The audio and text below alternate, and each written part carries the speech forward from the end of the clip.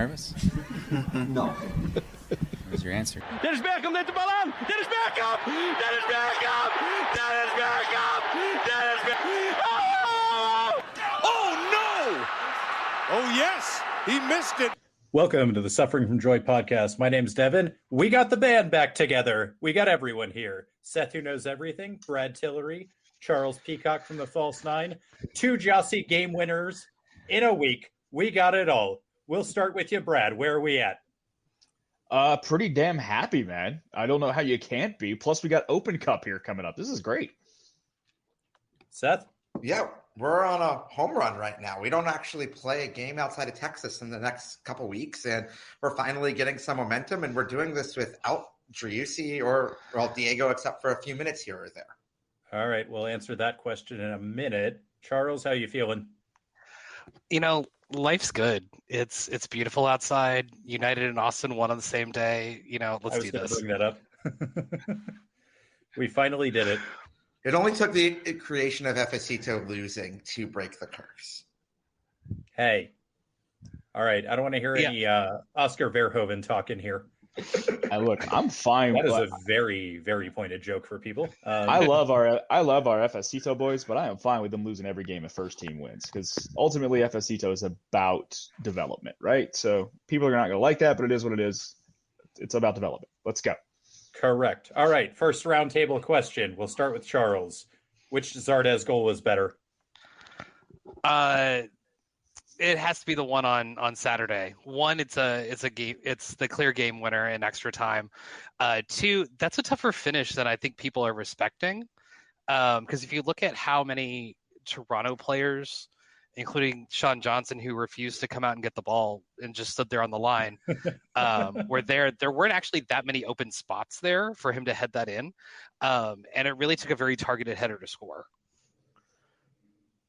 Brad, same opinion? Yeah, same opinion. I thought Saturdays was better. It also kind of – you remember at the beginning of the year, Zardes said, I'm one of those guys that's always in the right spots. And you kind of been wanting to see that. Well, there it was on Saturday night. He actually said in the postgame he read the play and saw what Lima was doing and just kind of parked himself there. I thought it was very heads-up play. I want to stop for a second and acknowledge Lima's little backhead flick effort, because that thing damn near went in too. Would have been a hell of a way to get his first goal in Austin. But, I definitely thought Saturday was degree of difficulty. Guys just there that could have headed it away, and he put it picture perfect to a spot where no one could get it. I guess I'll be the counter person here and argue that the Wednesday goal was a little better at a certain point. Because just getting that first goal, especially he looked exhausted out there, but he found himself again in the right spot and was able to finish it home and get that first goal off of his back there to give us the 2-0 lead was absolutely huge and is building up his confidence. I mean, maybe we just need to have salary release day every time to go motivate our players.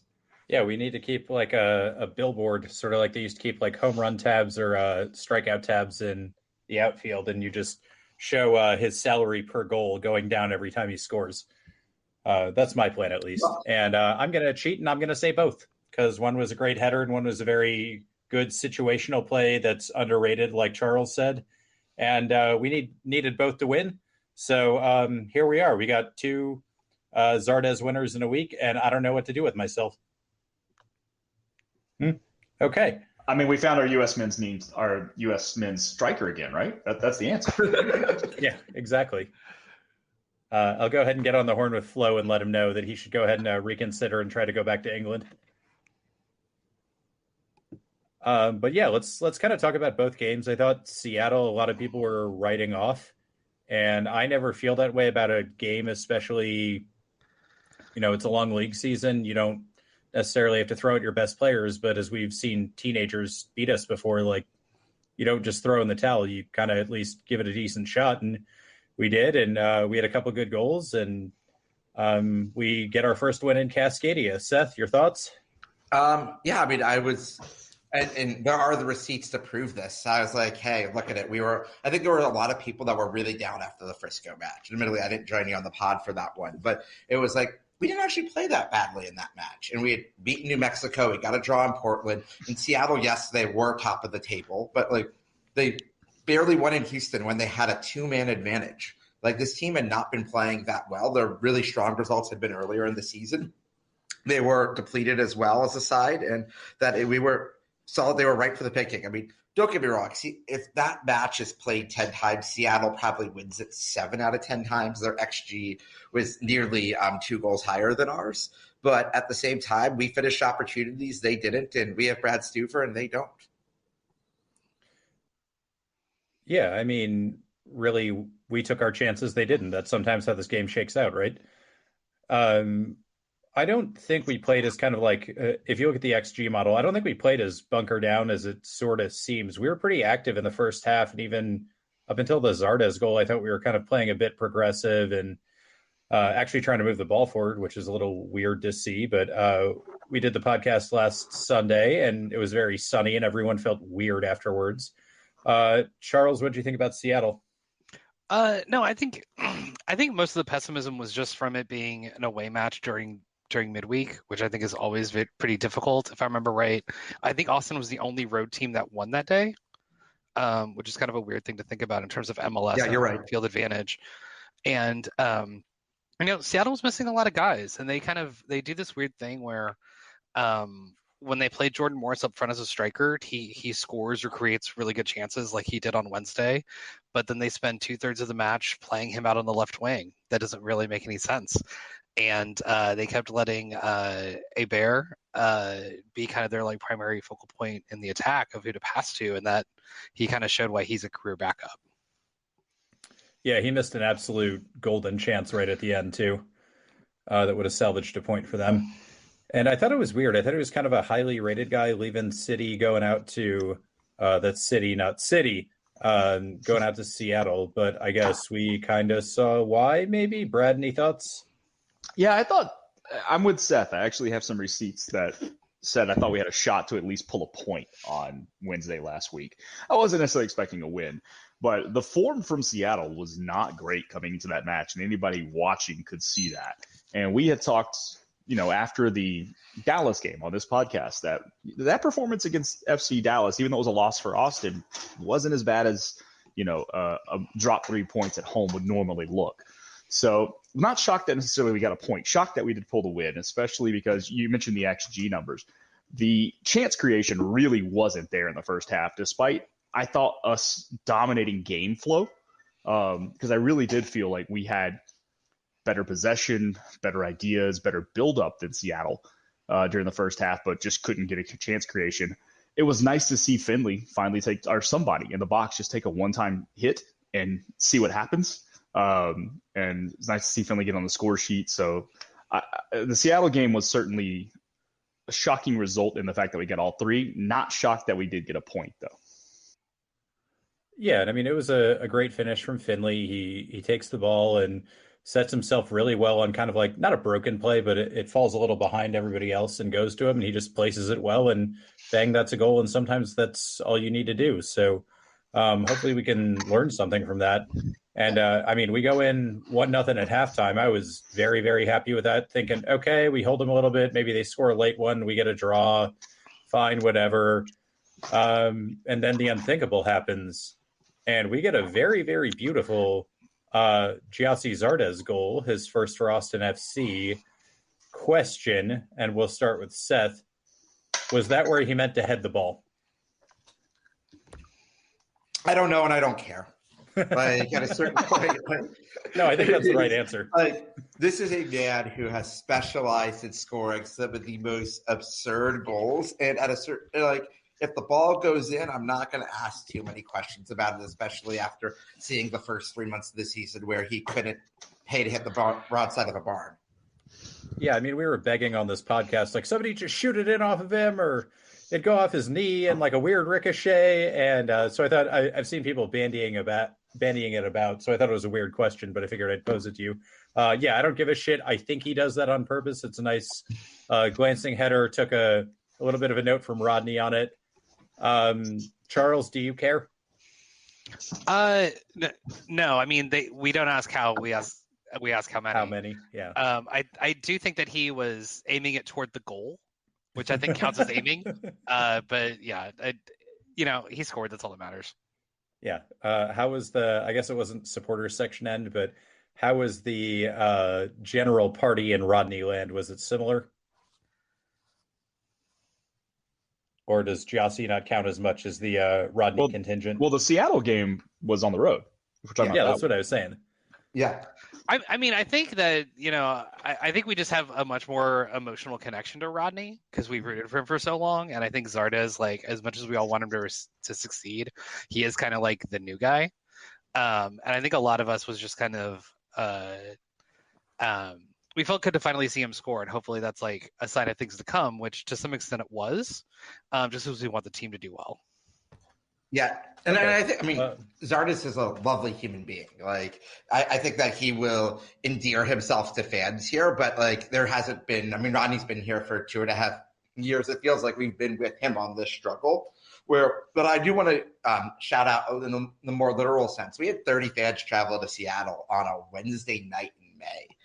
I was looking on Reddit at the MLS away fans, and like no one else had fans that were traveling in numbers on a Wednesday night, and especially to go 2,000 miles across the country. And like, it was great to see some smiling faces in the right color of Verde up in Seattle celebrating that goal, going out of their minds. So that brings joy to my heart. Did anyone worry we were going to lose that game after Zardes scored? Oh, yeah. Okay. Oh, yeah. Especially the two amazing chances Seattle had late in the game. One of those at least should have gone in. And credit to Stuber for the unbelievable save on the cross into the box. But there were 2 or 3 chances that I thought Seattle probably should have, or at least could have, put away. Yeah, I didn't get nervous until Montero put that one away. And then I went, oh, shit, here we go. After watching a few 2-0 bucklings on my Premier League team recently, it was quite a bit of suffering from joy there. I don't know. In a weird way, I was confident at that moment, even after Montero scored, and that it's weird because like I shouldn't be confident with this team. There's no logical reason to do that, but we pulled off the same match day last year as we pulled off the 2-1 win at LAFC, which was involved all sorts of drama, and it felt like a similar win in terms of maybe the trajectory of a season, even if we're nowhere near the top of the table like we were after winning that one. Yeah, but it feels like a statement win, right? Yes. Or a fuck you win or a fuck off win. Hey, we're here. You will respect us, that sort of thing. For sure, but I also want to couple act with, make sure we understand Seattle lost again on Saturday night. 2-0 dropped one in Seattle, or dropped one in Vancouver, 2-0. So that means, that's 3 of their last 4 league matches that they've lost, 4 or 5 overall, and the only win was against a 9-man Houston side. Like, that team's in bad form right now. They're Seattle. They're in bad form at a certain point of the season, but with 9 of 14 teams making the playoffs, I don't want to go play them come October. Oh, no, I definitely still don't want to go back up there. Yeah, no, I think for them it's all about health and getting everybody back. Like once they get everybody back, like they'll be a danger again, assuming that they can keep those guys healthy because they've kind of shown over the last couple of years that they can't do that. But I mean, they're still going to be, when playoff time comes around, if they're healthy, they're not going to be somebody we want to go play. But the health word is what I take away for our team. Again, Seth had alluded to it earlier, but we're doing all this basically without Fagundes and without Driussi. Fagundes played a little bit both games, but not a ton. I think we're building more depth. And we talked about the depth coming into this year. People were worried. And then as long as we have our center back situation settled, and it looks like Radovanovic is going to be an answer for us. I thought he had a really good game up in Seattle in his start. I think we have a real chance to make a deeper run this year, not only a playoff run, it's hard to go much deeper than we did last year, but a threatening run. But then Open Cup, obviously, we're taken seriously, it appears. And Leagues Cup, where there's going to be 2 matches a week. That game, that all of a sudden, the narrative on that tournament for me changes because I feel we can rotate guys out and wholesale 4 or 5 changes during a match week and still be okay and have a competitive squad out there after what I saw over the last few matches. Yeah, I agree. This is not 2021 where like anytime we didn't trot out the starting 11, there was just like a 3-0 or 4-0 loss. You can look at it, especially up front, of how much depth there is, of how many guys we feel confident about playing in those 2 kind of attacking mid dual 10 winger spots.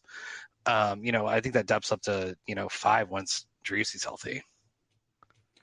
Yeah, and this is one of the benefits too of being a little bit more of a system team is you kind of plug and play folks. It's not you have this one wild card. I mean, we do with Driussi, but we've been moving away against it a little bit. It's much easier to just kind of look down the bench and say next man up. And we're getting those reps right now, and it's a little bit exciting, if you guys don't mind me saying. Yeah, I know I got yelled at before for being cheery on this podcast, so I just want to make sure it's okay with everyone. I was going to say, I mean, we can be cheery because, I mean, you have to have some joy to begin suffering, right? That's true. Also true. But I don't know how, and I'm sorry, I'm eating dinner as we do this. I don't know how you can see Sofian Jafal's performance the other night and Johan Valencia's performances the last few matches and not be excited and go, holy crap, if we lose Danny to his annual red card at some point, I feel okay with Jafal stepping in or Valencia stepping in and playing that night, and that we're not just going to completely fall apart. It's things like that make me very excited about this team right now. And in addition to Gyasi and Fagundes, we're doing this without Owen Wolf down in Argentina, who had a great assist on Saturday afternoon to beat Ecuador in the first game of the U20 World Cup. Like, this team has depth, and we're going to keep building it up, and it's an exciting place to be. And we're all excited. Anybody agree? I want to put a button on Seattle here. If Jordan Morris scores that shot, and I want to say it's the 84th minute that Stuver saves, we lose that game. Everybody agree? Oh, yeah. Yeah, that seemed like if they get 2, they get 3. Yeah, clearly. Pretty easy one for me. Okay, so we're all excited, and we head into Saturday against a Canadian team from the Eastern Conference. Pretty good record there. Weird thing to begin the game. They didn't actually have anybody sing the Canadian national anthem. I don't think we've ever had anyone sing the Canadian national anthem at the stadium. It's always been the recording. Really? No, because we had someone do it. No, somebody sang it for Montreal this year for sure. Oh, interesting. Okay. Yeah, it was the same person would sing both anthems. That's happened before. You know what, though? And this is going to sound really weird. I wonder if they typically use the same person for singing the Canadian national anthem. And I guess the Stars weren't in town, but I was like, the hockey players are Stars. Yeah, the hockey players are going on. I was wondering if maybe the anthem singer was taken up, but I guess they had a different night. So I have no idea why they didn't do that. I mean, maybe they just didn't want "O Canada" to overshadow the Star Spangled Banner because it's such a better anthem, and like they were trying to like hinder it a little bit by not having somebody sing it. It really is a top tier anthem. It is a world. But the question now, I mean, we were playing Toronto. We should have had this during the Montreal match back a couple months ago. But is the French version, the bilingual version, or the English version the best version of Canada? The final answer is La Marseillaise,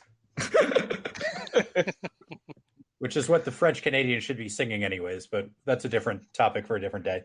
Now we're going to get some Quebec nationalist yelling at me about this, but we welcome it. Join us on Twitter. There's great fishing in Quebec. Yeah. So on to the game. A lot going on here. Do we want to start with how often we seem to be hitting woodwork these days?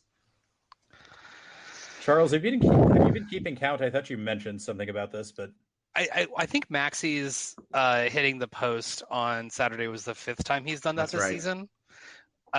Nick Lima hit it twice in the same game on Saturday, which is kind of crazy. Only once was intentional for Lima. Because one of them was a cross that was not in the right spot. Correct. What did we say earlier? We don't care how, we care how many. Okay, fair, but if it's in the right spot, it's a goal. If it's in the right spot, it becomes a how many. No, and I thought Lima played really well. He really got up and down the wing and really kind of exploited when Toronto shifted over because they really like overloaded the ball side whenever Austin had the ball on a side, and so trying to hit that long cross that Ring can do really helped. The other thing that I noticed was Jafal looked really good. I thought that his passing in the middle and his just kind of like control of what was going on around him really made him a really natural partner for Danny.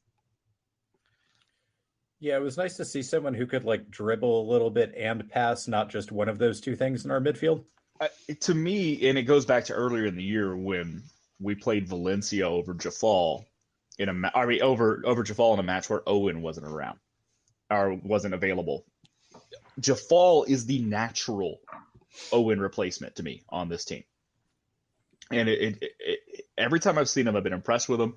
I think people sometimes conveniently forget the kid started something like 20 games last year in DC. It's not like he doesn't have MLS experience. It wasn't a great team, but he got minutes. He saw how the league is supposed to be played. He seems to fit the system well. Like I like him a ton.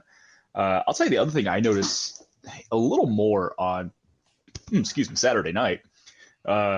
Hopefully that gets edited out in post-production. But hopefully, what I noticed Saturday night was, we've been watched the last few weeks with this new 5-back formation that turns the wing backs up the field in offense and in attack. Whatever side Gallagher is on, he is pushing to the back post over and over and over again. The opposite side, and I say opposite side because Gallagher played on the left this week. He had been playing on the right when Lundqvist starts, but with Lima starting, Gallagher shifted left. The opposite wingback is staying back, servicing in balls more. And they're trying to switch play because Gallagher consistently has open back post runs, and being a little more of an offensive threat that he is, because he is a former forward. I think that really does open up opportunities for us that you're starting to see. He's getting visually frustrated at times because they're not getting the ball to him enough when he is wide ass open on that backside. And I love that little wrinkle that's starting to appear. Yeah, I don't want to give Josh too much credit, just in case everybody gets mad at us about this, but I think that's actually what the system is supposed to do. When the ball comes out to the other side, they're supposed to crash in and be that back post runner. Charles, are you seeing it any differently, or? No, I agree. I think Gallagher is just a little bit faster and a little bit better at carrying through that run. And it's interesting to watch how much the wingbacks provide horizontal pressure on the defensive back line. Like the Gallagher's goal against Portland is a great example of how, Austin moves the ball up and Portland seems to have like a pretty good idea of where everybody is until you realize that they literally don't have a number for Gallagher back there because they just don't have enough numbers to mark everyone. And I think that's why Gallagher gets so frustrated, because he's literally always open. And you're talking about a player being frustrated who's still this team's leading scorer this season. Yeah, and a natural forward. So he's a give me the ball guy always. Always. Let's talk a little bit about Nick Lima. I think everybody kind of agrees he had a great game, and I want to dive into why that was a little bit. But let's get some first reactions. Seth, you want to tell us what you saw with Nick? I think that was the best game that he's played in an Austin FC jersey. Like he was outstanding in that game, and I don't say that about Nick Lima very often. You get to a point where I felt like he was confident in his play on the right. He got to a point where he was at ease, which is not always something for him. Like it is, yes, he had 2 balls at the woodwork and they weren't landing in the 10th row, but he was making consistent crosses. He seemed composed in his passing. For a match where or in moments where he was directly getting marked up against Toronto guys, it felt like they were giving him – I don't know whether they were giving him more space or he was finding more space, but it felt like it was a match that was really well suited for him. Yeah, that's what I kind of wanted to touch on. And one of the things that kind of bothers me whenever we get around on the internet, the Twitter sphere, and people go, oh, why didn't we do this? Well, the other team's kind of, we make an adjustment, then the other team adjusts back. The other team's allowed to do tactics too, right? We set this up to let Nick Lima run free, and they just let him, and he capitalized all night long. So if other teams are going to set up to let one of our players run free and they have as good of a night as Lima did, great. We're going to be all set all season. Yeah. I could also imagine you're Bob Bradley, and it's sort of I'm going to switch to using a basketball analogy here because I feel like it's better than using a soccer analogy in most cases. But it's like the team that you look at their guards and you're like, oh, that guard shoots 15% behind the arc. I'm just going to leave him open. He's going to – or in this case, back on the pitch here, you're like, oh, he's going to miss his cross. He's not going to do it. We want him running down there. And Nick Lima internalizes that. And it's like, no, I'm going to show you that, I do have a national team cap. I fully expect Bob Bradley's analysis of a soccer match for pregame to be that simple, to be quite frank with you. That's what I imagine just rolls through his head. How many bounce passes? Yeah, I thought Lima was great, man. He played really well. I go back to the system, though. I think part of what you're seeing with him is not having so many defensive responsibilities because we do have that 3 back line as a safety blanket. The other thing I want to point back to, we're not giving up as many goals. We don't have as many scary chances against us the last few weeks. So it allows him to, you said, play more free, Seth, and I think that's directly attributable to the system that we're playing right now. So if that suits him and that suits the wingbacks we have, then I love it. Let's stay with it. Charles, anything to add? No, I think y'all really covered it. I think he looked really good. And the only thing was, I actually think this match was a really good exemplification of why subbing out wingbacks and fullbacks can be attacking options, because toward the end of the match, Lima didn't quite have the legs to get on some of those balls. And I think somebody who was fresher would have been able to. Yeah, and I think Toronto sat back a little bit, and you could see if you were sitting up above for almost the entire game, our call them wingbacks, call them whatever you want to, Lima and Gallagher were the highest people on the pitch. We kind of talked about that from time to time in previous games. It was almost the entire game. And I mean, what was the final possession percentage on our part? Like 63, 64? Yeah, 62. Yeah. What I'm super interested to see, though, is how much space these guys get in a few weeks once Driussi's back. Yeah. Because we saw at the beginning of the year, teams basically double man mark Driussi. And the strategy was, we're not going to let that guy beat us. Well, we're starting to find a way to score and be aggressive and be smart in our tactical buildup without Driussi. How do you solve that if you're the opponent now? Because I don't think it's as simple as it was 2.5 months ago. But a fantastic problem to have. Yeah, exactly. And I hope we don't go back to that, like, oh, just pass it to the best guy on the pitch mentality. This is going to be better for us in the long run. I've seen some folks saying, well, we should go back to the 4-3-3 formation we started at the beginning of the year. We were pushing the outside back. Hell no. Stick with this. What we have right now is really fucking good, and find a way to put Driussi in there that works to our advantage. But what we have right now with the team that we have and the roster we have constructed, this is the style that we need to play. It's really nice to watch a system that systematically gets people open and provides options to where the other team has to completely adjust what they want to do to try to even match up the numbers. Like, it puts a lot of tactical pressure on the other team to try to match up. And I think it's part of why it's worked so well, especially building out of the back, because it gives our players so many options to pass through to where teams can't do that like they did last year. Yeah, absolutely. And as we mentioned, kind of the midweek and then going forward, there's people coming in and out. I mean, Ring and Weissman are kind of ever present, but that's sort of how center backs work. We won this game with Danny off the pitch for the last 30 minutes, and we're going to have to do that from time to time. So this, I think, was a good depth win too. We did get to see one of the funniest yellow cards I've ever seen from Ethan Finley, where he straight up just loses his feet, cleans the guy out, and just sort of goes, yep, thank you, sir. But I guess generally, and we'll tie this in with the Jafal incident, what did you guys think of the referee? Oh, gosh. Our friends at Pro Refereeing. I think my tone says it all. No, it was atrocious. But like, you get to the point there where it is, you have to, I mean, I will give the ref some credit. He was consistently calling almost everything a yellow. Some of which were deserved to be higher, some of which were not fouls, but he was giving out yellow cards, and it was like, okay, it's a foul. It's a yellow card. It's a yellow card. Thus is life sometimes in MLS. The Alex Ring mildly kicking the ball away while it was still in play one was ridiculous. Mm-hmm. Yep. Like, I mean, that's a quick whistle check over here. I know he's not the captain anymore, but he's the captain. Yeah, he's the captain of this team. But I mean, it's just like a, hey, like, blow the whistle, kind of wave your hand. It's a simple thing to not give a yellow card on.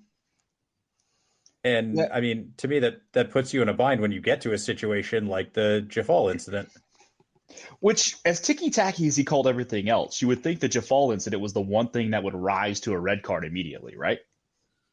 If little things like the ring were yellow, or the ring foul were yellow, and some other soft ones that probably should have just been regular fouls on either side, how do you then justify that a guy being bear hugged and thrown down to the ground with intentional force? It wasn't like a flop. How is that only a yellow? It doesn't make sense to me. That was one where I'm watching the game on my computer. I was visiting some friends in South Carolina this weekend, and we're actually doing a roast of my buddy, like a celebrity roast kind of thing, for his birthday. And I'm yelling at the screen while we're all doing this at the same time and kind of ruining the whole experience for people. But Proud of you. Yeah, you're welcome. But that's the one for me that I will never understand, because if that doesn't rise to the level of a red or at least a really strong orange, what does? Yeah, and I mean, here's the thing. Even before he throws him to the ground, it's a yellow card. He's grabbing him and pulling him back, and falls through. And then he does that extra follow through. And like you said, that's pretty significant force. He's pretty high off the ground. He gets tossed. So I don't know if you want to call it like a double yellow or a red or what, but it shouldn't get the same punishment as Alex Ring lightly heel flicking the ball away 3 yards, right? It's also just completely unnecessary. Like, Mark Anthony K is so much bigger than Sofian Shafal. Like, you don't need to do a WWE move to go take the ball away from him. Just like, I guess he's a midfield, 2 midfielders against each other there, but like, play some defense. Like, you can play the game clean, get the ball back. You don't need to do that. Well, and the throwdown's after the whistle too. Yeah. So Yeah. I think I tweeted that like that and the Stuver, the tackle on Stuver were both kind of orange cards. But looking back, I think that like the play on Jafal really is a yellow, and then should be a second yellow because it happened after the whistle, and clearly he should have been sent off. Like, it just seems like a very very simple call to me of like, oh, I was yellow carding you for that, and then you did that too. That's also a yellow card. Bye. But I thought Toronto really missed an opportunity with their kind of size advantage to really like stoke the fuck out of that game, and they just like decided not to stoke at all, and that was a huge mistake. yeah, are you using that as like stoke the fire, or stoke the verb as in the English soccer team, or yes? Mostly yes, but mostly the or I'm sorry, somewhat yes, but mostly the Stoke City team and Okay. their style of play that is popularized in a lot of the relegation fodder and championship teams. Yeah, I did forget to mention the Stuver one. I'm with you. That's an orange card. There was a lot of pushback. People saying like, "Oh, that's not even a yellow. He's going for the ball." But like, Stuver has it. You pull out of that every time, right? That's the same. That's the same yellow from the Dallas or from the playoff game last year against RSL. The second yellow that got the guy kicked off the field. That's for the red. The second yellow for the red in the RSL match. It's the same yellow card. Yeah, it's just a stupid play. But let's go ahead and round table. Seth, red for you in any combination, double yellow, straight red, anything like that? On the Stuver one? No, either. But I was talking about the either one. Okay, I would say double yellow on the first. I'd still say it's a yellow on Stuver because it's not like, if we look at the letter of the law of the game, is that a red card? Probably not. Like, compare that to like the RSL playoff incident, like, which was a clear red on a keeper. Like, I don't think that it rises to that level. Charles? I think the Stuver one's a yellow, but I think I could definitely see a ref deciding that it was a red. I think the Jafal foul is clearly 2 yellows and a send-off. Brad? Stuver was a yellow, just like the RSL match last year, because that was a second yellow that resulted in the send-off. Yep. But it was a yellow card to me, and that was the right. Jafal double yellow should have been a red. He should be off. Yeah, I'm in that weird spot where, for me, the Stuver one's clear yellow. Like we kind of talked about, especially the way he's calling it orange card. You walk over to the guy, you say, "Hey, I'm not giving you any leniency on the next one. You used up your yellow and your kind of warning at the same time." The Jafal one, the way he's calling the game, for me, it's a double yellow. I know that doesn't really get called unless you're Gabriel Martinelli, but it's a double yellow. And what's annoying about this is I don't think it rises to the level of violent conduct, so you can't go to VAR about it. because VAR just gets in the guy's ear and says, "Hey, did you see that?" And he goes, "Yep, saw the foul. It was a yellow." So unless they think he made a clear and obvious error that, like, Mark Anthony Kaye came out and like punched him 3 times or something, they can't go back and give it a straight red.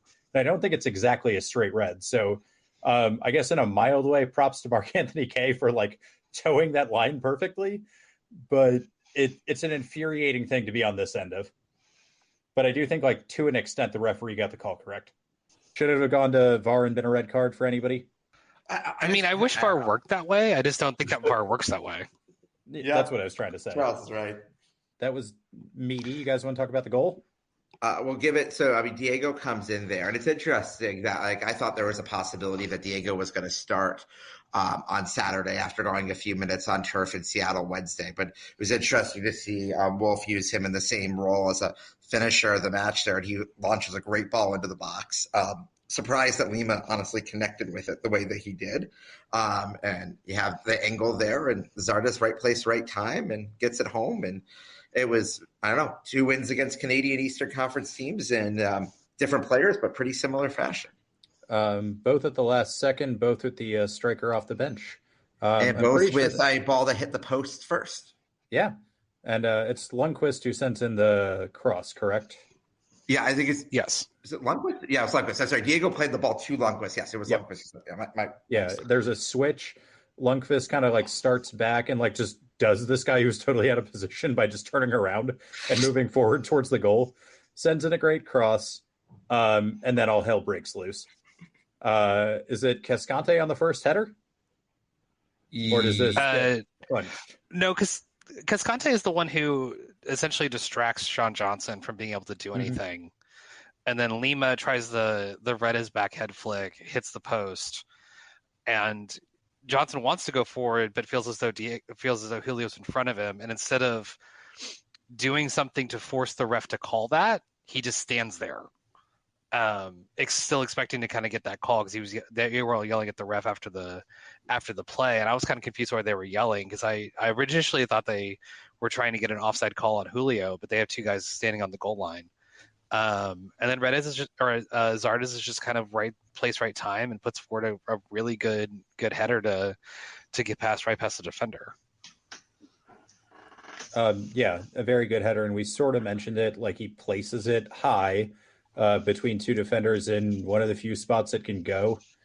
But let's talk a little bit more about Sean Johnson in here. So the initial ball gets headed up way into the stratosphere.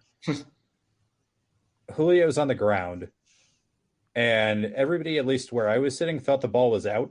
And I don't know if that's what happened to Johnson, but I'm with Charles. If he walks forward and quote unquote trips over Julio, that's a foul, and we're going the other way. Mm-hmm. Yeah. For me, I think we also have to remember that goal was scored on the south end. Sean Johnson is playing in Toronto, where they have some decent fans, but right now hasn't been that loud. He probably hasn't been in an environment that loud most of the season, especially like 90th minute. Yeah, you had a great tifo before the match. The crowd is still hyped up. They know what we did against Montreal. There's knowing, especially after giving up an 89th minute goal at home last week. Like, crowd is obviously I was not at Q2 on Saturday night, but just watching it on TV, listening to the crowd was a great voice there. He is getting to a point there where, like, even as an experienced national team of sorts goalie there, like, I think that he wasn't in his element there, and it showed. And like that's what a home field advantage is supposed to lead to. Yeah, and I mean, you could tell too. There was a little bit of like the nervous Frisco energy going around, and then that ball hit the net, and the place just exploded. It was great. It was one of the better, I'm not going to say one of the better last minute goals because I feel like we've had a few that were great. But anytime you score a goal that late to win the match, it's fantastic. Charles, how was the beer shower? It was great. There was also a premature beer shower because a lot of people thought that the Rigoni free kick scored. Like the people who were kind of like up into the left of me, I was kind of at the aisle between 103 and 104. The back into the left? The back into the left. Yeah. And so a lot of like up in 104 toward like 105 went nuts on that because they thought it scored. And me and the people who were kind of on my row were kind of like, that really obviously didn't score, guys. Like, So there's just a lot of like nervous energy. The crowd was really hyped up. I think that Murga added a new song that's an absolute banger that gets the crowd involved, and like it really is just kind of like high energy for 90 minutes now in a way that like was kind of not the way it was 2 years ago.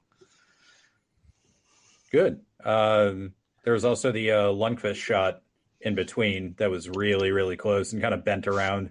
He's had a few that were like just missing. Yeah, and I don't know. Who do we think is going to score first, Lundqvist or Lima? Lundqvist. Yeah, my answer is Lundqvist because of that Lima, like beautiful backheader that I think Johnson just gets the tiniest tip to, doesn't go in. I don't think he's going to score. I just think he's cursed. I don't know. We've been saying a lot of people that Rigoni's not going to score. Redis isn't going to score. Gyasi and it keeps working, Seth. It would be great if the season is just nothing but like people just like scoring like 1 or 2 goals that we think will never score. Well, I bet the Kit Man won't ever score. Huh? Yeah, Lima 85th minute against the Fire. A Stuber hits the winner to advance us in the playoffs or win an Open Cup or something like that. Yeah, Poseidon's never going to score, or Brad. Stuber's never going to score. I mean, I could see a Leo hitting a cross that's like accidentally. That's like one of those goals that you see. It's like, well, this was meant to be a cross and overhit a guy. Keeper misjudges the bounce and it scores. I think Vaissinen's going to get a header at some point. Like he's had a few real close ones this year. Yeah, I think he had one on Saturday. He did. Yeah. I mean, he nearly scored one. Driussi kind of poached it at the end, but I think he had a header that was probably going to score, and Driussi kind of like made sure it scored. So I think he's likely to get one this season. Yeah, Vaissinen's going to get 1 or 2. At Rado, it depends on how many minutes he gets, but he's tall and is going to be a threat in the box on corners. Yeah, but Lundqvist will get one. He's had 3 or 4 shots that I still go back to the one against Dallas. That was a pure rocket to the to the top left corner, and keeper just made a great save. Like he should be on the board already, but he'll get one. I love that he's not afraid to shoot, especially on like a half volley or something. Just hit it and see what will happen, because we have so few guys who are willing to do that. So I got to tell you my Gyasi scoring story because it was pretty funny. I mentioned earlier I was in South Carolina. We had finished our roast, and we're all sitting around talking. They were watching something was on TV that we were all laughing to, and then I'm watching the game. I'm like, oh hell, we're about to draw. This sucks. And then he scores, and all of a sudden I get up and just scream and start running around the rental or to the lake house that we're staying at. I'm the only soccer fan here, y'all. There are people who truly have no idea about sports at this group gathering, asking what the hell am I so excited about, just assuming that I had a bet or something on the game. I'm like, no, I actually care about this team. So kind of funny to be in the middle of nowhere having to watch this game and around people who couldn't tell you. I was actually explaining on a piece of paper what the offside rule was to people pregame, to a couple of people who were trying to what is this? I've always wondered. Or do they get to sub back in? Or how often do these guys sub out and sub in during a game? I'm like, oh man, y'all really don't know this sport, do you? So it was fun.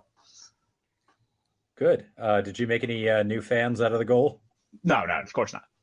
Okay, well, it's worth a go.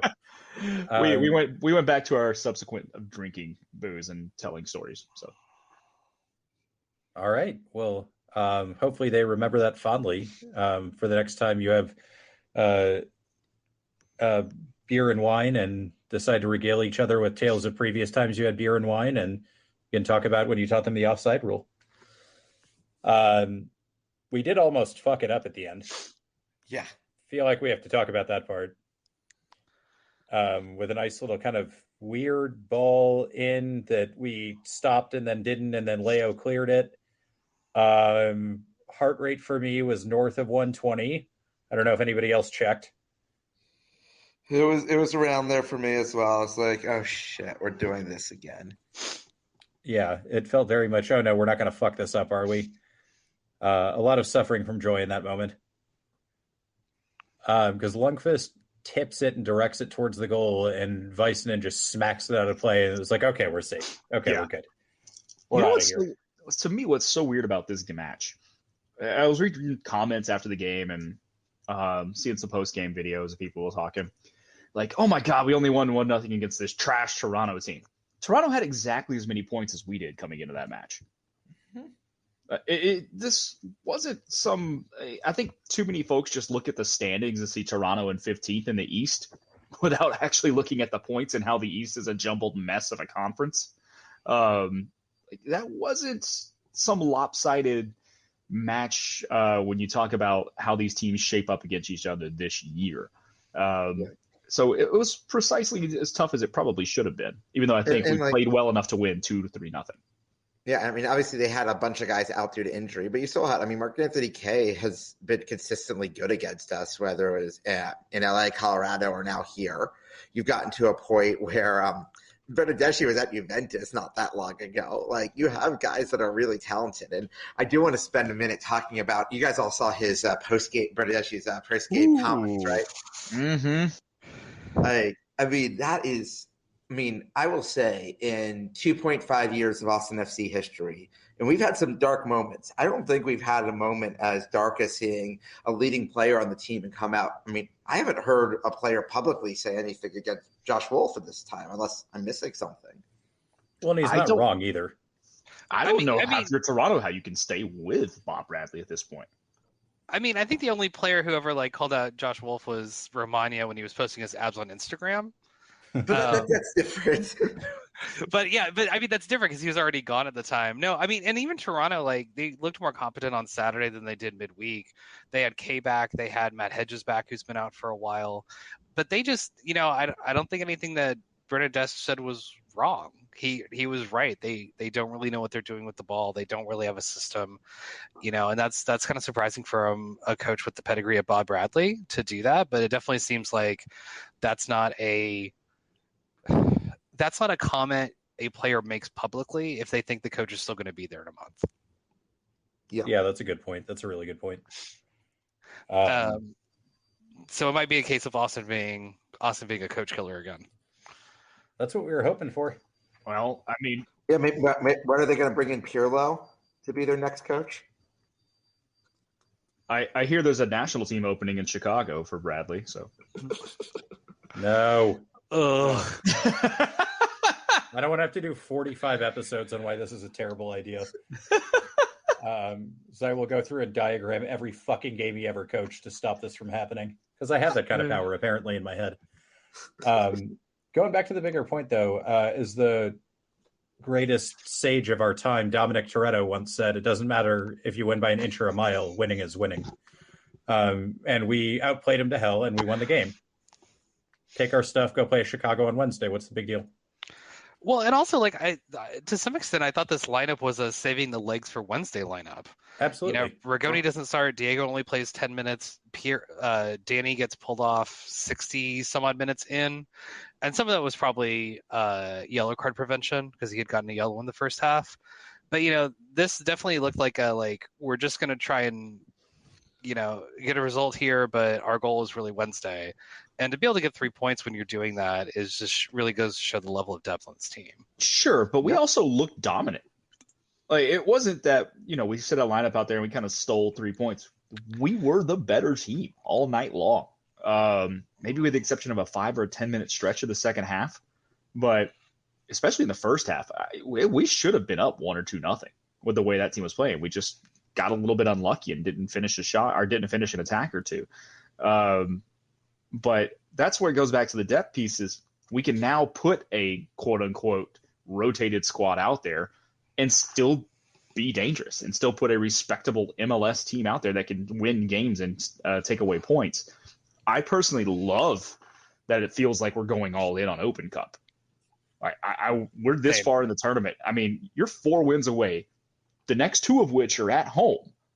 You're 2 home wins away from being in the semifinals. Of course you go in all in at this point. You have absolutely. And you're playing a team and you're playing a team in Chicago that also played Wednesday and Saturday, and they played almost the exact same lineup. So you're going to have guys that are exhausted who can't. Chicago didn't rotate on Saturday. They played, I think, 9 of the same starters as they did on Wednesday. Like, and they have a bunch of injuries right now, and like that's gonna be, and like they haven't played a game in 80+ degree weather like it's gonna be on Wednesday night. Like that is a prime opportunity to win. Also, that match Saturday against Atlanta was bonkers. It was. I mean, I was there, and it is. Oh, I would say it's the top 5 craziest MLS matches I have seen in person. As I was saying in the time before we got on the call here for the podcast, is that there was a red card in that match that was given to a wrong player. And that was like only the craziest thing that happened. I have to go back and watch this thing now. Holy crap. No, like it was a second yellow, and there were 2 guys that tripped him up, and I would argue that they gave the yellow to the and like they didn't even go to VAR to look at it. Like so, it was just like, for the record. Oh, go ahead, yes. Seth. Sorry, apologies. No. You go ahead. You had mentioned heat on this game match Saturday. For the record, we are predicting humid potential rain and 86 for the high on Wednesday. Game time's probably going to be close to around 78, 79. Yeah, but I will tell you, it was 57 degrees at Soldier Field on Saturday. Yeah, it's a little different than going down south. Well, but the thing is, for Austin, unseasonably humid is what we're expecting. Because I know I laugh at people around here when we get to 50% humidity and folks are wilting like little flowers, and I'm like, hey, this is fine, being the guy who grew up in Alabama. But if it's 70, 80%, which it could look like it might be on Wednesday, that's a big difference too for guys coming down from Chicago right now. Yeah, we will see. But, I mean, they do have – it'll be interesting if he plays. Kai Kamara was out the last 2 matches, but this is a match that, I don't know, sort of screams like Kai Kamara coming out of nowhere and us having to stop him. So how does the Josh Wolf proving something to his old club factor in here as well, though? I think that's a big factor here, and that he absolutely wants to win this game, and it's the first time these 2 teams have ever played. And I mean, it's weird that MLS schedule makers hadn't scheduled this as a fixture beforehand, but I don't design the MLS schedule, contrary to what a few people might think. But yeah, it's definitely a big opportunity there. Like this is a game that we should absolutely win. Before we go into the full preview, do you guys want to do stock rising, stock falling from the past week? Sure.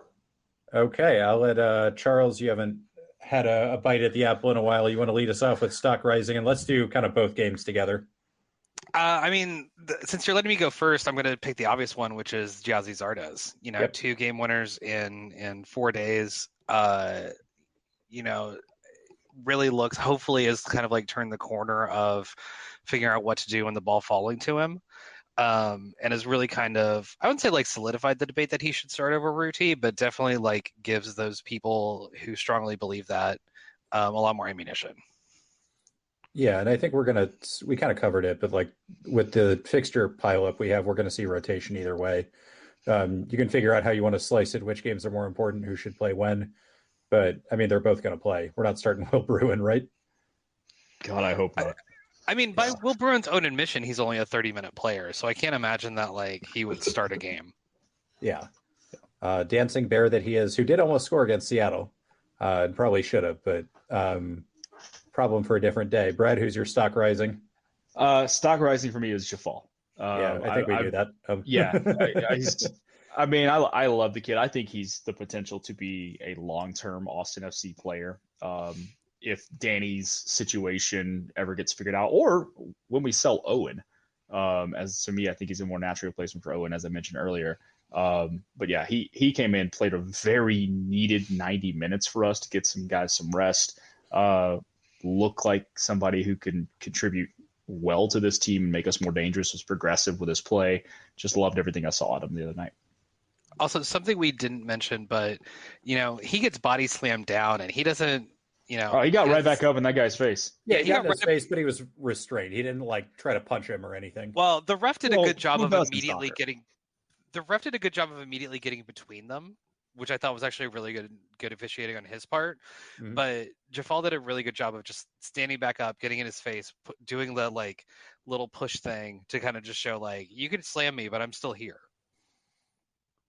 Can you imagine if he had done that to Danny?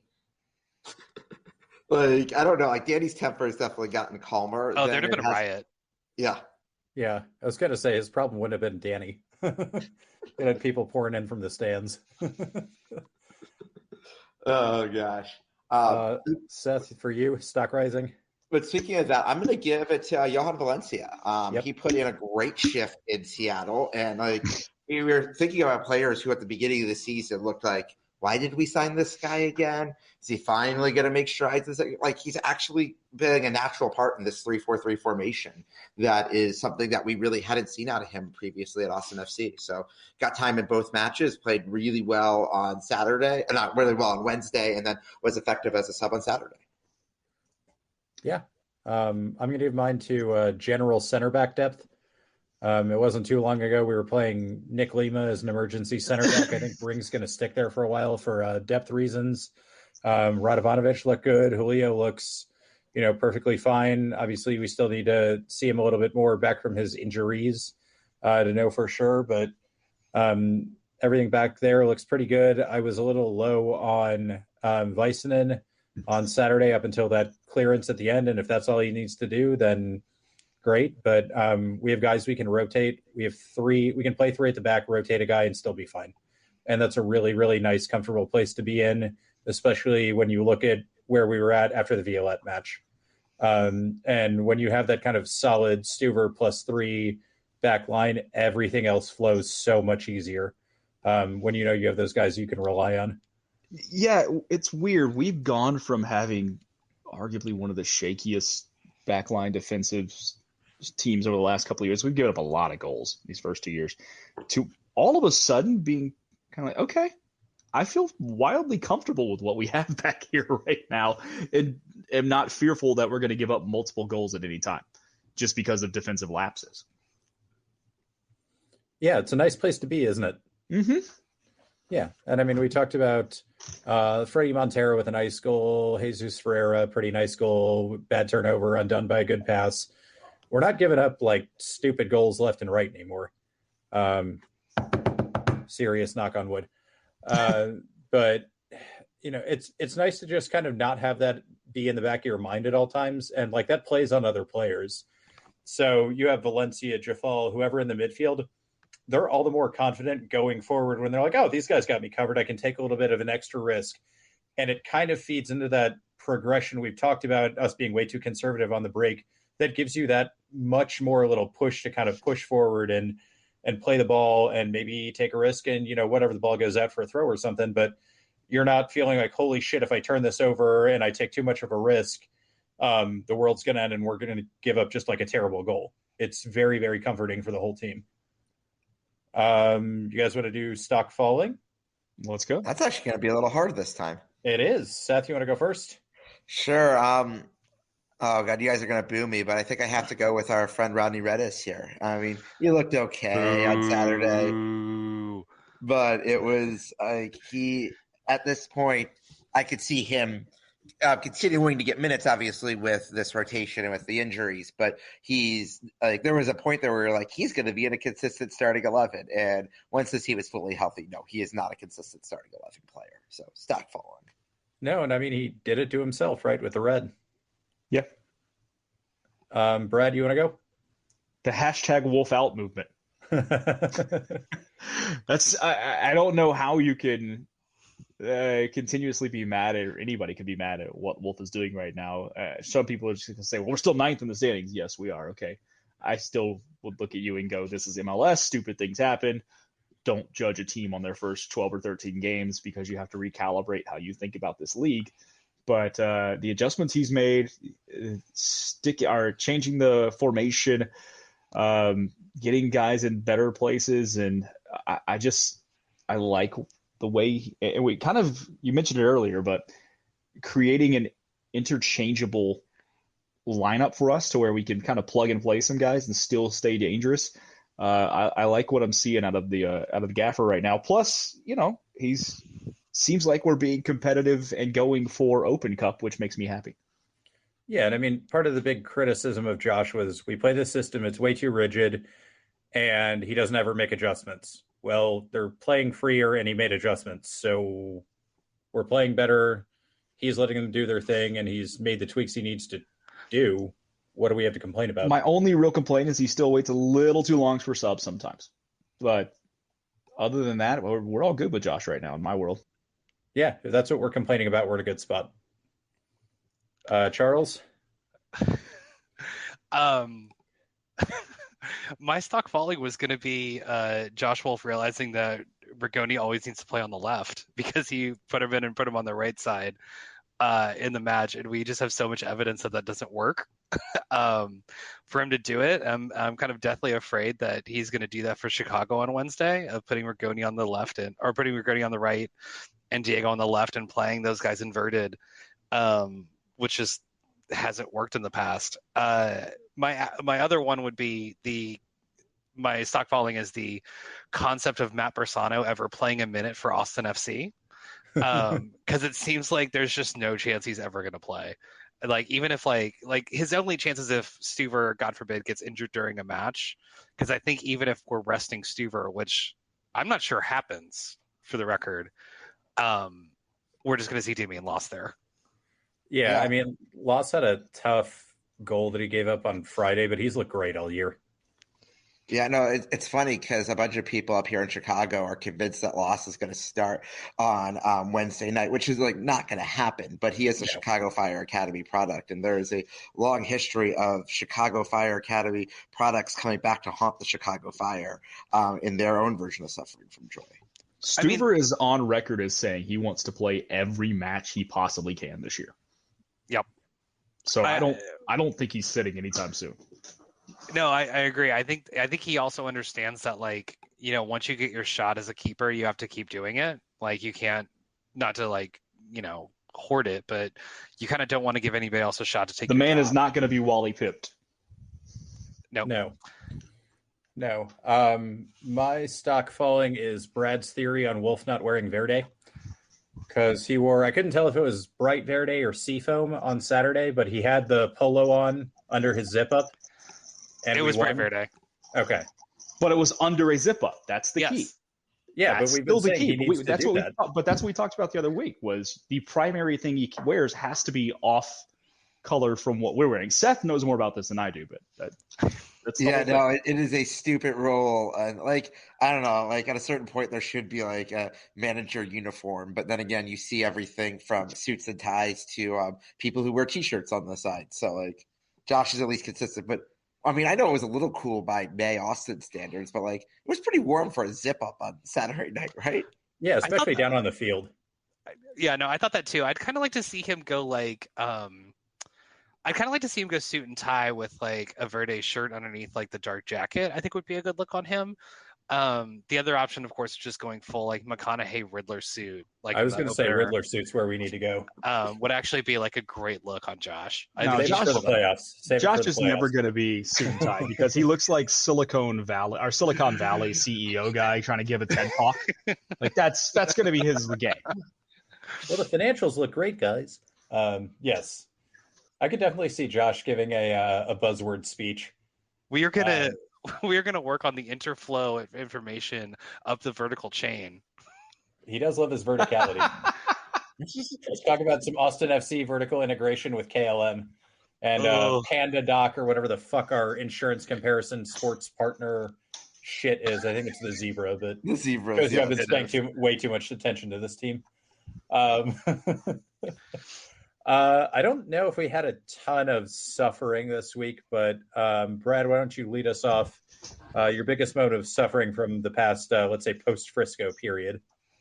Probably having to hit pause during the match on Saturday for a few minutes so I could roast my buddy, and then being behind.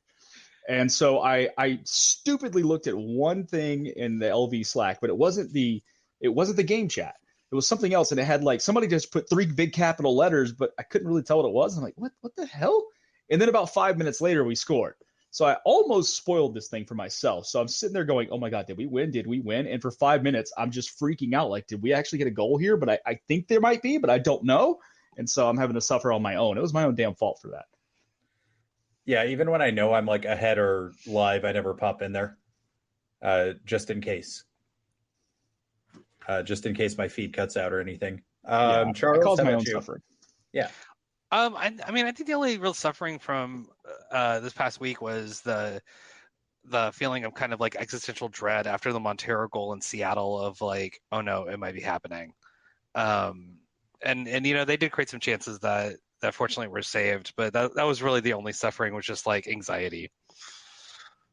Yeah, there was definitely some suffering, especially after the first one went in, because that wasn't like, they had way better chances before that, and he kind of arrowed that one in, and it was sort of like, oh shit, they finally got one.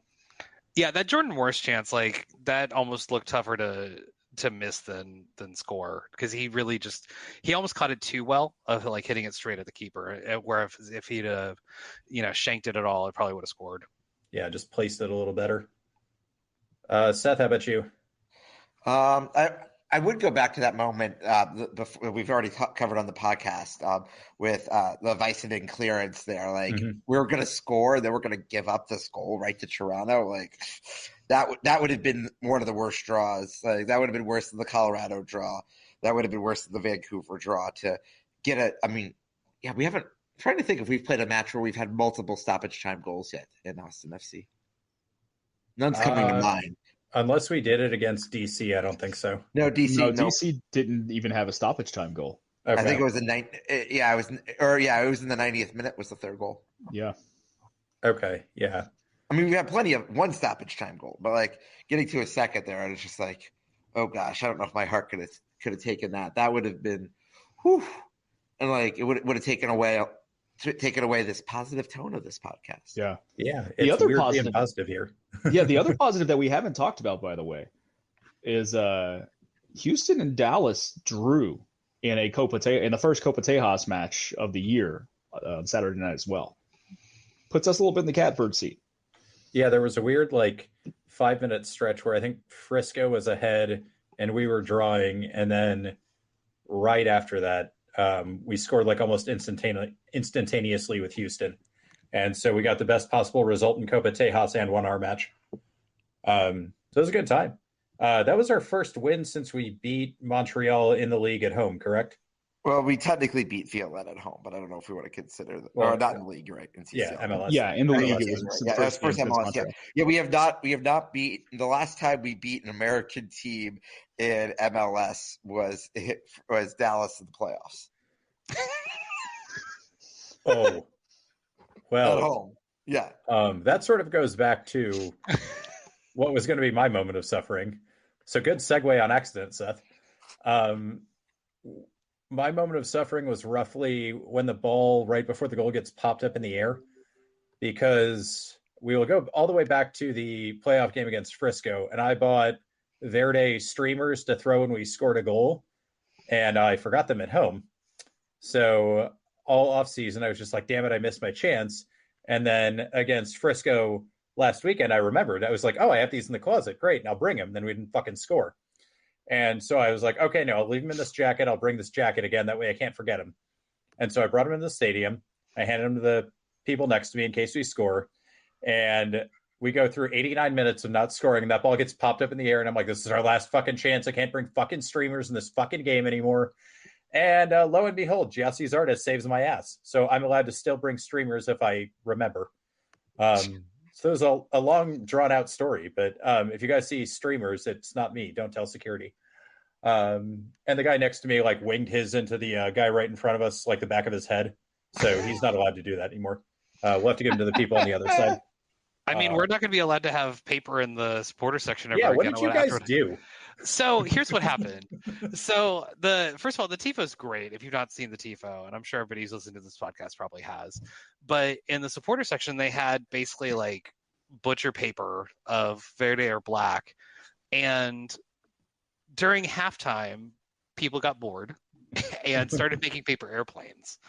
And a couple got thrown that just kind of landed in the supporter section, and people were like, haha, they're making paper airplanes. And then one went on the field. And then all of the Austin FC personnel who were on the field freaked out. Yeah. Then another one went on the field. And then one of Merga's capos got on the capo stand and started yelling at people not to throw planes at the field. And then a plane hit him. And he saw the person and pointed them out, and I think they got ejected. But I think it's pretty clear we're never going to be allowed to have paper in the supporter section again, or they're going to have to organize like picking it up after the tifo's over, because it just stayed there the whole match. And I was kind of surprised that after the goal, nobody like, because I thought about doing this. I thought about ripping mine into confetti and then like during a goal, just like throwing it in the air because I thought that'd be fun. But I was surprised that nobody did that. Yeah, Brad, isn't there a guy in front of you who like throws card confetti or something? Yeah, he cuts out little construction paper with an Austin FC logo for green, yellow, and red. And so when somebody gets a yellow card in the team, he throws yellow or throws red and throws green for goals. It's fun. Nice. Yeah. Sometimes they float all the way down to the field depending on the wind. I mean, that's just a tiny piece of paper, though. Yeah, it's no more than 1 by 1. Yeah, that's not a big deal. Okay, should we do a little look forward into the Chicago match on Wednesday? Yeah, we can do that, and we can also do Houston on Saturday if we want. Sure. So, I mean, I think we're going to see rotation in both games. I'm on team let's go all for the Open Cup. Where do y'all land? I think I am team let's win this. Let's win a real trophy. Yeah. Yeah, unequivocally. I want the best possible lineup we can throw out there on Wednesday night. I know there are others who will say Copa Tejas match Saturday, play in Houston, blah, blah, blah. Yeah, whatever. We play Houston 3 times this year. And potentially four. So I'm much more interested in the tournament where you're 2 games away from being in the semifinals. Give me that. I agree that there's going to be rotation, but it's going to be a rotation in the sense of, this past match on Saturday wasn't really our best starting 11, and we're going to rotate into our best starting 11 on Wednesday. Well, best healthy starting 11. And apparently what Gyasi is going to be available off the bench. Yeah, I've heard that. That's Saturday? What I'm hearing, which is on Wednesday. Oh, wow. I missed that. Which is weird because we're so used to not hearing anything about any injuries until after the fact. And so them like leaking that is kind of interesting. Yeah, I wonder if that's just like a break glass in case of emergency, last 5 to 10 minutes, tactic free zone type of sub where he's available. Well, yeah, but if you get to that situation and then we actually score, you're playing for another 20 or another 30. Yeah. Yeah. So you can't play in just a 10-minute situation there for Gyasi unless we're up 2-3 goals. I mean, I get an extra sub, wouldn't you? No, you do get an extra sub. What's interesting about Open Cup though is it's only an 18. It's not a 20. I have no idea why the Open Cup hasn't gone to 20-man rosters. It's probably because some of the lower division teams don't even have 20 guys. If I have to speculate, but that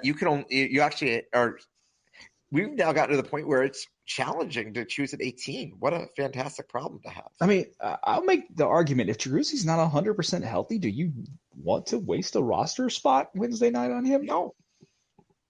But I like the idea of throwing Gyasi out there so that Shaqiri and folks have to actually think about planning for him, even if he's not going to be there. Oh, yeah, for sure. I do like the Galaxy brain, like especially if he's not going to play, like throw it out there and be like, yeah, he'll be there. And then if he's not, he picked up, we thought he was going to be ready and he wasn't, whatever. Like you just made them waste 2 hours planning for him. And you get Houston to be like, oh, well, he might not be here. And then you bring him out against Houston and be like, ha ha. Be like what, Seth? Just be like, ha ha. One more time. Evil Seth. All right, I'm going to definitely have to put that in the promo that we have Evil Seth on this episode. Yeah, but I mean, Houston hasn't been like lighting the world on fire. I know they're good at home, but no pun intended. So, I mean, we just won at Seattle and we won at home against Toronto with rotated lineups. Like, how much are we, if we kind of do the 60-30 thing, if we can get a couple of goals against Chicago early, are we really putting ourselves in that much of a hole? Maybe not. Houston plays Wednesday night too. That's the other catch. No, it's not like they're getting a rest. They play tomorrow night. You're right. It's still a midweek game. Dylan Wamper's derby tomorrow night. Yeah, so they still get a midweek game. It's not like they get a full week of rest while we're having to play a midweek match. So I think that's a little more square. I could see Houston prioritizing as well for Open Cup. You said Houston's good at home. Houston's only given up 1 goal at home all year. Like, that's a little better than good. They're not And they've only Cincinnati given up levels that of goal good, with but they're pretty 9 damn net. good. Yeah. And that's the point. Seth is, the one goal they gave up, kind of a okay, weird goal because Herrera got himself thrown off the field late in the game too. If you told me right now we go into Houston and we walk out 0-0, I'd probably take it the way Houston's been playing at home right now. Agreed. Yeah, I mean, I think that's sort of the Copa Tejas formula: draw on the road, win at home. You do that, you should be fine. I mean, mathematically, you should be at least. But any surprises? We think we're just going to roll out what I'm going to these days call a 3-4-3, but it's the same formation we've been playing for a month or so. It's just sort of pick who you want in there. I assume Rigoni will start. Maxi started on Saturday, so we'll see Zardes. Any surprises? Do we think Rodney will start? Anybody want to take a whack at any of those? He should start so that he can maintain his title of King of US Open Cup. I don't think he's going to. I kind of get the feeling that Diego and Rigoni are going to start with Arudi up top, or with Zardes up top, sorry. I think the only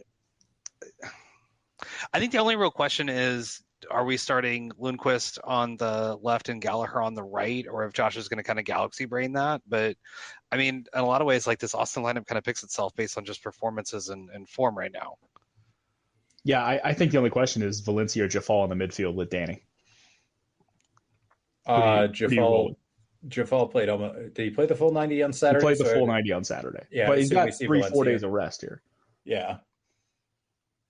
I just assume that's the rotation we're doing. It's not he had a bad game or anything call. I'm just assuming Josh has this pre-programmed because you kind of mentioned he's kind of slow to make subs. I think most of this is their version of periodization. So you give certain amounts of minutes to certain players, which isn't exactly the best way to win games, but it's a very, very good depth and load management strategy. So maybe we're doing that to make sure everybody's gung-ho at the end of the year or something, or maybe that's just how Josh likes running things. But I think we're going to be very business-like sub-wise. Unless, something crazy happens and we kind of have to do like I said, break glass in case of emergency stuff. Well, you also have to do more load management this year because we did have, even if it was only 2 games, we played the extra 2 games in CCL. We're playing extra games in Open Cup. We have Leagues Cup on the way.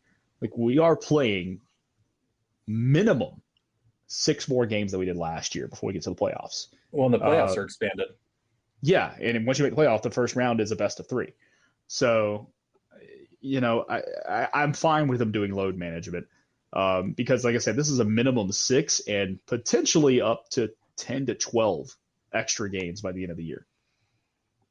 Yeah, and I mean, end of the day, we smash Chicago and lose to Houston, then go smash Houston and Open Cup to get to the semis. I think we're all going to be happy with that.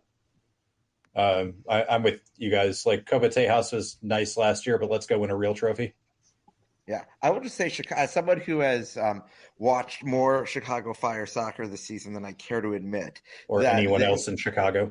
Yes, I can say that for a fact. But that's a team that doesn't get blown out very often.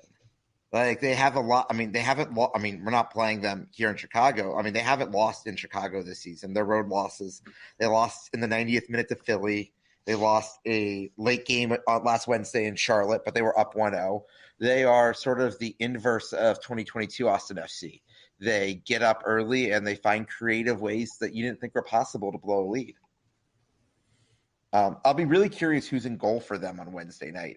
For the 4th round of the Open Cup, where I was there in person against St. Louis City, they played Spencer Ritchie in goal, who's their backup, who, if anyone has a really good memory, it was the goalie in the teenager game. And even though he's definitely not a teenager, I think he's older than I am. But he's in 2021, he only played 2 matches that season for Seattle, but one of them was against us.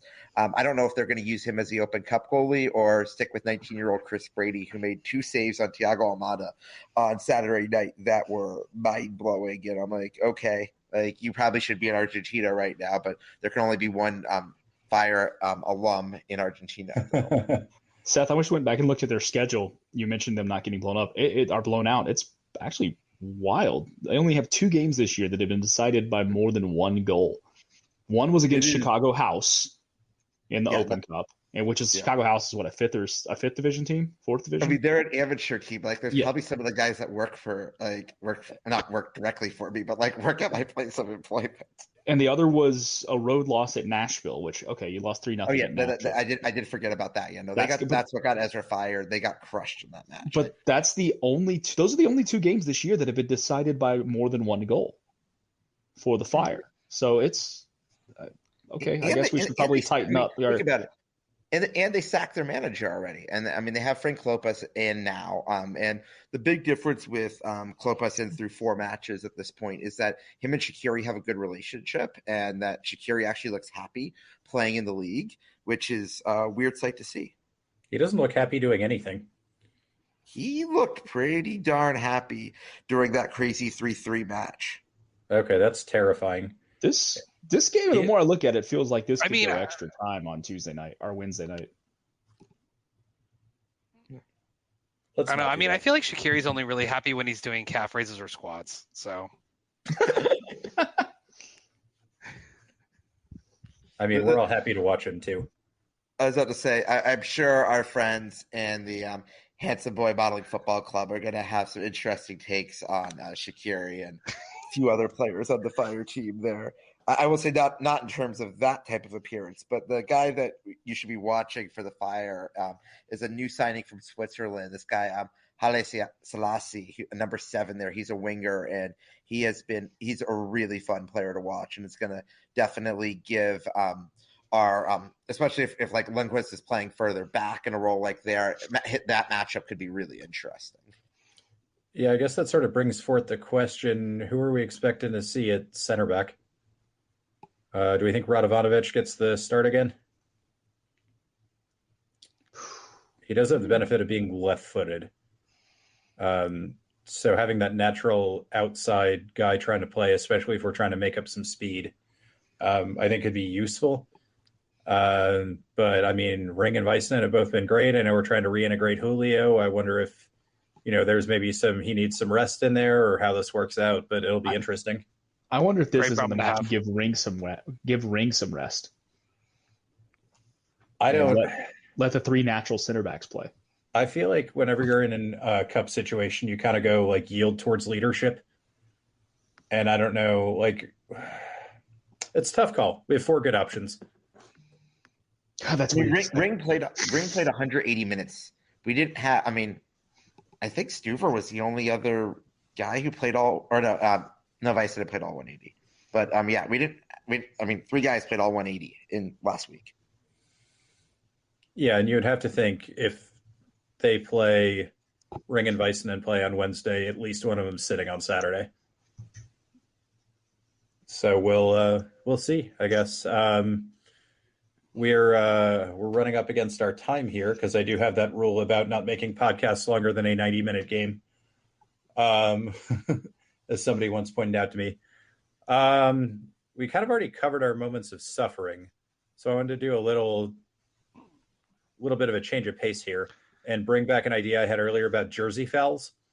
And for those of you who don't know, a jersey foul is when you go to a sporting event and you see a jersey that has absolutely no business either existing at all or being at the game you're at. So like if Houston is playing Frisco in a soccer game and there's somebody in like a Vancouver Canucks hockey jersey, you're like, did you not get the memo? And so I'm not going to go into kind of like the greater details of here because like if you show up to an Austin FC game in like a Celtic jersey, right sport, right color, close enough. But anywhere you've seen them, I know what my choice is, and I think all of you know what my choice is. But any good ones you've seen either, on TV or at games lately? Charles, you were at the game on Saturday. I'll let you start. I think whenever I see just like any of the like weird training top kits, I think that. Okay. There's some funny ones in the supporter section just from like our characters there. Like there's the person who has the Verde Vader helmet who has Darth Verde on the back of his, which is great. Yeah, that's fun. That's fun. But I don't know. I can't think of any like bad ones that I've seen recently. All of us are pretty clever over there. Okay. Brad, did you see any good ones in the past, week or so? It was at a hockey game in Texas at the Stars game here in Cedar Park. So they were wearing the right sport. It was a hockey jersey. But the game between the Texas Stars and the Milwaukee Admirals presented someone the opportunity in the front row to wear an Alabama hockey jersey. Okay. They make those. What? A university. So there's a club team for the University of Alabama, and he had a University of Alabama hockey jersey on in the front row. Okay, yeah, we'll definitely count that one, and obviously with your Auburn loyalties, that gets your hackles extra raised. No, I was just more like, I have an Auburn hockey jersey too, and I'm like, I don't wear it to the Stars because it doesn't make sense at all. Yeah, I always rock the Sioux Falls Fighting Wiener Dogs jersey out there. Yeah, because it's a great conversation starter. Seth, how about you? I will do 2 from my most recent trips to Soldier Field. At the City Fire match the Saturday before, I saw a person in a Colorado Rapids jersey in a corner. And I'm just like, first of all, the Colorado Rapids barely have fans to begin with. Like, what are you doing at this game? And then the one that really threw me for a loop, and it's not as much of a foul, but because, okay, I'm at the Fire Atlanta match, but I'm also like watching the our match on my phone on and off throughout this, that a guy 2 rows in front of me was wearing a Fire CJ Sapong jersey when he is playing for Toronto against us. And I was just like, it was doing a mind trick on me. I don't know. I'm kind of in 2 minds about that one because it's like, is he rooting for CJ Sapong or the Fire? So if he's rooting for CJ Sapong, I get it. Yes. I mean, you're at the Fire, like, and obviously, like, people wear jerseys of players who no longer play for a team. I've gotten to a point where I'm very anti getting a player's name on the back of the jersey as I age, but it's just like, okay, I get it. You have the guy's name on there, and you don't want to go pay our friends at Fanatics like $115 for another jersey. Like, I get it, but it was tricking my head there. Okay. The one I saw, and this is, I don't know exactly what jersey it is. There are a bunch of like Austin Anthem, Los Verdes. Everybody has a bunch of like knockoff jerseys. So it was one of those. But it said, and longtime listeners of this podcast will know my disdain for not just Ethan Finley, but Paul Arriola and players of a similar ilk. And so this gentleman had a Finley jersey, which fine, like who you want to like, but it was spelled PFINLEY, as in Pflugerville Ethan Finley, which, by the way, is a great representation of all things Ethan Finley. I live very close to Pflugerville. It's a decent town. It's fine. I'm not, ragging on Pflugerville here, but the way everything has to start with a PF is fucking annoying as shit. I get it, like here and there where it's like cutesy, oh, Pflugerville fences, but like it gets so jammed into everything that it's forced into things that have nothing to do with anything. Like the field, the high school field there. Yes, that's spelled with a P. Yeah. Oh God. Yeah. I have no problem with that jersey. I actually think that's a funny logo. Yeah, I know you guys liked it because I that's hilarious. Chat, but yeah, I think as someone with a Neanderthal jersey, like I love that. So, like the person or the distillery. Well, everybody thinks it's the distillery, but I was just thinking from the person because I bought that before the distillery ever existed. Okay. I'm pretty sure the person who owns the distillery, because they're like friend of a friend of a friend, has season tickets near your section. Ah, that would make sense. So that might be who you're seeing. No, I own it. I'm telling you, that's my jersey. Oh, okay. I thought there was my OG home kit is Neanderthal. Yes. Nice. Yeah. Okay. Mine has my last name on it, which is boring.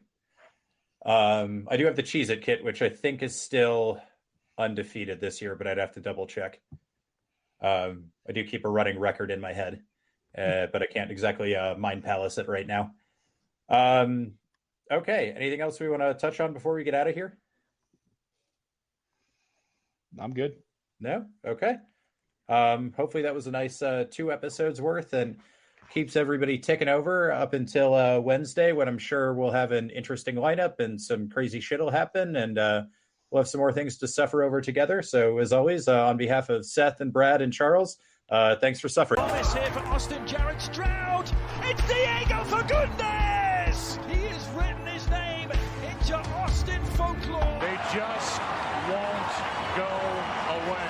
Oh, he hits the upright again. That's impossible. The Bears' season's going to end on a double doink. Altidore squares it. Dempsey's missed it. Donovan has it. From hope, there is glory.